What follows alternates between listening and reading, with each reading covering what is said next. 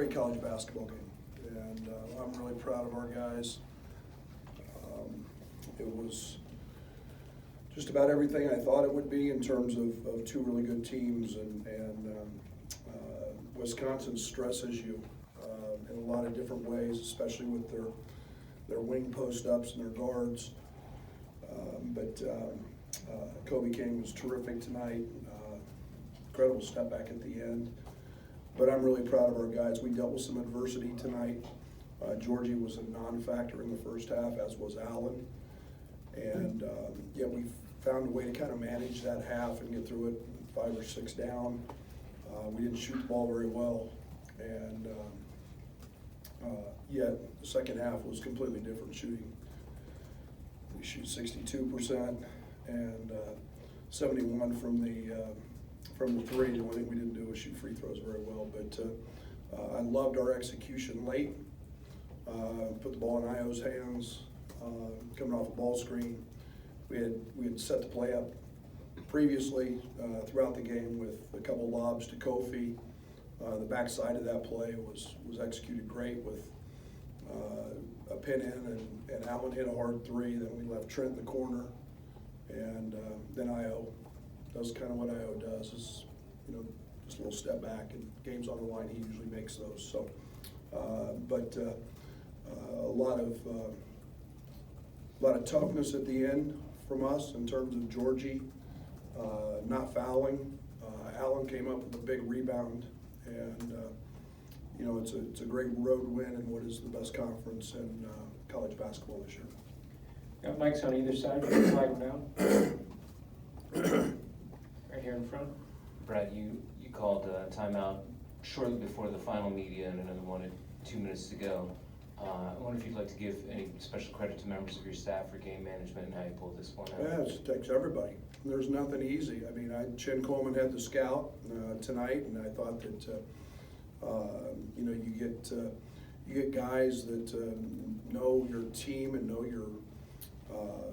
your opponent. And one of the things that Chin was very dialed in on was their three-point shooting. We knew that there was going to be some post-ups and that they would take advantage of us there. But and then again, guys see certain things, and we talk about those things in huddles. So it takes a great staff, and I'm blessed I've got a great staff to help make those decisions. Io said when he came back he had some business to finish. What was it like to see him finish tonight, and what did it mean for him and for your guys? I mean, it's a growing process. You don't rush success sometimes, and I liken our team's development to a little bit like Allen's growth. You have to go through some things, and you have to deal with some things, and I think I would be the first to tell you that being a freshman in the Big Ten and playing basketball at a high level is really hard to do. Because you find out you don't know as much as you think you know, and but yeah, now there's experience, and these guys are bonded together, and there's connectivity, and it's I'm really happy for that for those guys in that locker room. Coach Kofi said it after the game on the broadcast that it's been 3,200 days since you beat Wisconsin. What's it kind of mean for the program to finally get over that hump and after 8 years beat the Badgers? Well, I think they said Iowa was 10. And you know what, I don't make a big deal about that. That speaks to how successful Wisconsin has been and the great teams that they've had. A lot of those guys weren't a part of so many of those games. They have been a few of them here, but the other piece to that is it's the best conference in the country, and to get a road win, that's what means the most for this group, and that's what we can celebrate in the locker room on that trip home tonight. Brad, I'm wondering, in those late game situations, from your vantage point, what do you see out of Io in the way he commands the huddle, or just the way he carries himself when the game's on the line? Yeah, he's got what you don't coach.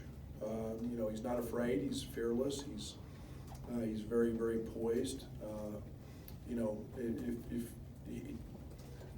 It takes a certain type of guy to want the ball in those situations and not fear the miss. If you guys will remember, we had put the ball in his hands late in the game situation earlier in the year, and it didn't go very well. He still wants it. He's not afraid. He's fearless, and he's been in those moments so often, and he knows he's going to make it more often than not, and so do we. On the right. Brad Allen picked up some fouls early, some other players, but really efficient night again for him. Just how big was that for you guys tonight? Yeah, Allen's a huge part of what we're doing, and our growth and our continued development. And you know, one of the hardest things to do as a player is get out of sync in a game real early and find a way to get your groove back into it. And you know, he did that. His 3 in transition was big, and then obviously you know, his rebounds at the end, and then the 3 that off the little set was good. But it's you know, he just stays in the game. Allen just plays, man, and it doesn't, the situation doesn't bother him. Brad, Jeff. Brad, On the left. Brad, you know how difficult it is, obviously, to win on the road in this league this year. You guys made the plays down the stretch, but do you think it was equally as important to not let them build that lead to double digits, that you guys hung in there and kept it to, I think, 6 or 7, 5 in that range for a long time, to be in position down the stretch? Yeah, there's no doubt, and we talked about that a lot. I mean, you play Wisconsin and you let them get double digits, you might as well make it 20. It stresses you in so many ways, and you know, so many of their possessions are one of the best teams in the country in terms of efficiency in the last 8 seconds of a shot clock, and so many of their possessions go that deep, and you can't get back in the game.